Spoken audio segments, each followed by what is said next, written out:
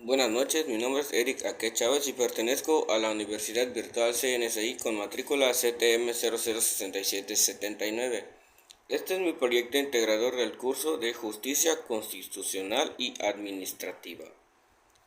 Menciona al menos 3 derechos humanos consagrados en la Constitución Política y relaciona dichos derechos con lo establecido en tratados internacionales donde México sea parte.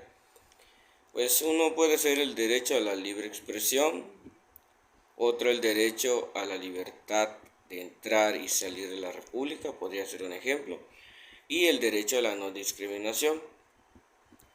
Explica el fundamento constitucional de los 3 derechos elegidos en el punto anterior y el alcance de protección por parte de las autoridades judiciales. En el artículo 1 nos menciona que ninguna persona puede ser discriminada por cualquier situación, así sea su raza, creencia, edad, discapacidades, etc. Estos derechos deberán ser respetados por toda autoridad. El artículo 6 nos dice que toda persona tiene derecho a recibir y difundir información respetando la moral y la vida privada de terceros. Y el alcance, las autoridades judiciales tendrán que atender las peticiones de los individuos que las mismas autoridades pretendan silenciar o limitar.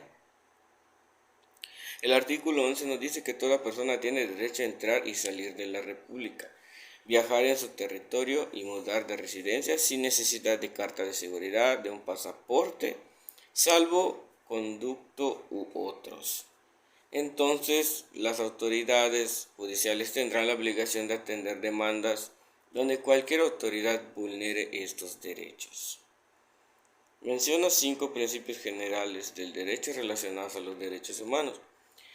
Uno es el principio de universalidad, en donde los derechos humanos deben ser reconocidos en todos los países. Entonces, no obstante, para lograr la igualdad real se debe atender a las circunstancias o necesidades específicas de las personas. Otro principio es el de interdependencia, que nos dice que los derechos se encuentran ligados los unos a los otros, de tal manera que el reconocimiento de uno de ellos, así como su ejercicio, implica necesariamente que se respeten y protejan múltiples derechos que se encuentren vinculados. Principio de indivisibilidad. Implica que los derechos humanos no pueden ser fragmentados, sea cual fuere su naturaleza. Cada uno de ellos conforma una totalidad, de tal forma que se deben reconocer, proteger y garantizar de forma integral por todas las autoridades. Principio de interdependencia e indivisibilidad. Todos los derechos humanos, sean estos los derechos civiles y políticos, como el derecho a la vida, la igualdad ante la ley, la libertad de expresión, los derechos económicos, sociales y culturales, como el derecho al trabajo, la seguridad social y la educación, o los derechos colectivos, como los derechos de desarrollo y a la libre determinación.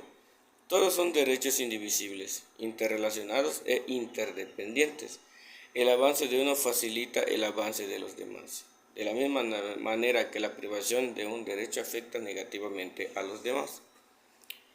Principio de progresividad.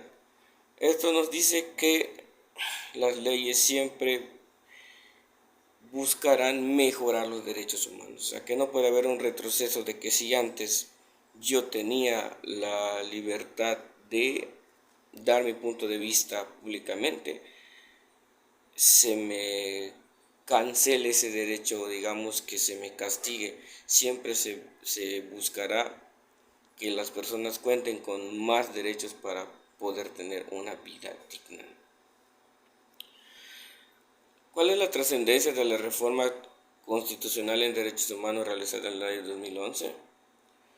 Pues que hubo bastantes modificaciones en varios artículos, como en el 1, en el 3, en el 11, en el 15, 18, 21. Y pues el cambio más significativo se logró con la reforma que se hizo en el artículo 1, en sus párrafos primero y quinto y adicionado con 2 párrafos segundo y tercero. Esto implica un nuevo modo en que deben organizarse el gobierno federal y todos los gobiernos estatales, de la Ciudad de México y municipales, los órganos legislativos, todos los tribunales y sus jueces. y en general todo el órgano público, autoridad o persona funcionaria para respetar, proteger, garantizar y promover los derechos humanos de todas las personas que estén en México y sean mexicanos. Pero el principal cambio fue la incorporación de todos los derechos humanos de los tratados internacionales como derechos constitucionales.